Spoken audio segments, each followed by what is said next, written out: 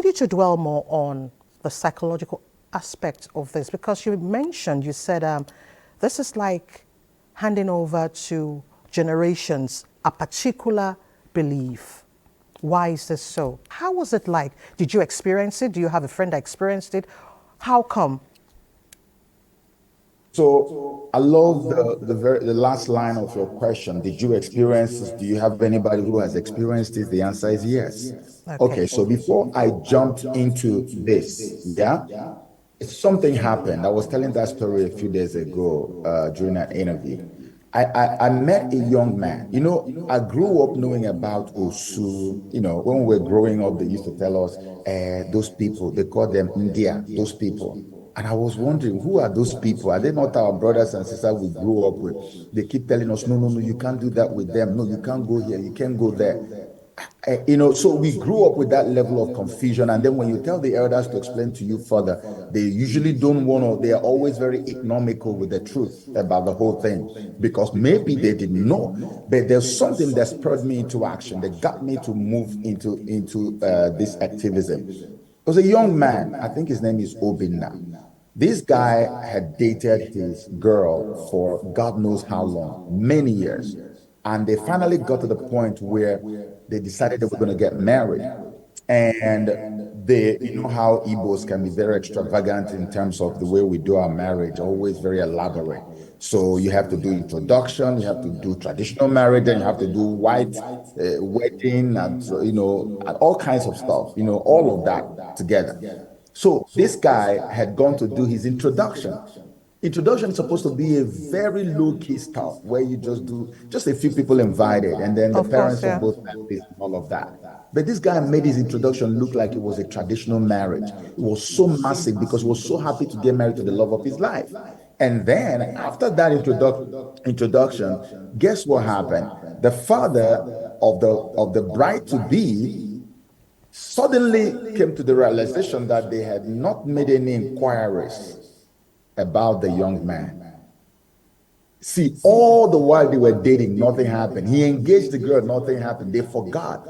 And then introduction happened. It was so elaborate and beautiful. And now they say, we haven't asked questions about this guy. Let's go and investigate. And then they went to investigate, call their people. They lived in Abuja. So they called the people back home, his umunas, his kinsmen. Say, please go and do investigation for me about this guy. And they went to do the investigation. And they traced his bloodline to the bloodline of the so-called Osu, which they also call outcasts. Okay? Now, when that result came, the man called his daughter and said, let me tell you now, that relationship is null and void. Both of them thought it was a joke, but guess what? It was for real. It got to a point where the man even picked a gun and wanted to kill his daughter for trying to mention that guy in his house. And at the end of the day, why did I get involved?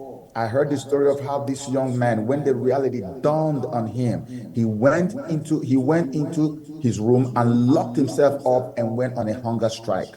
That hunger strike lasted for 2 weeks, no food, no water. They had to break the door to his home to be able to save the guy. He was looking like a bone.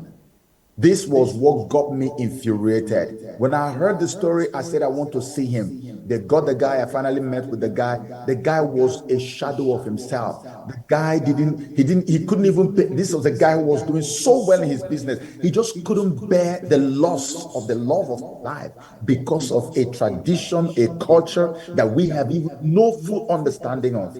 So I said to myself, okay, so if this is what is going on, why are we all acting like this thing doesn't happen? Because when you talk to my people, Igbo people, they're always like, oh, that was back then. It doesn't happen anymore. I can tell you that it's taking place today that does not involve investigation. The moment you want to marry an Igbo man or an Igbo woman, whether it is inter-tribal marriage or the same Igbo people marrying themselves, there must be an investigation. And this is the reason why they do investigation. And I have seen people commit suicide. I have heard of suicide cases. In fact, there was one that almost happened the day we did the abolition exercise at Agukunri in 2018. I had to beg the girl on the phone. I said, please come and meet me. I flew her into the east and I sat her down and spoke to her. If you look at, there's a blogger on Instagram recently that posted another one again of a girl who was crying and rolling herself on the floor, almost like she wants to kill herself. Why? Because the family of her so-called fiance had just found out that she came from the bloodline of the Usu people. And the marriage was terminated. She was supposed to get married in January of this year. We are now in February. That girl was crying. If you see the pain, the guy called Tunde Edna, if you see the pain, if in the tone of this girl when she was crying, you would know that this person, if care is not taken, could actually commit suicide.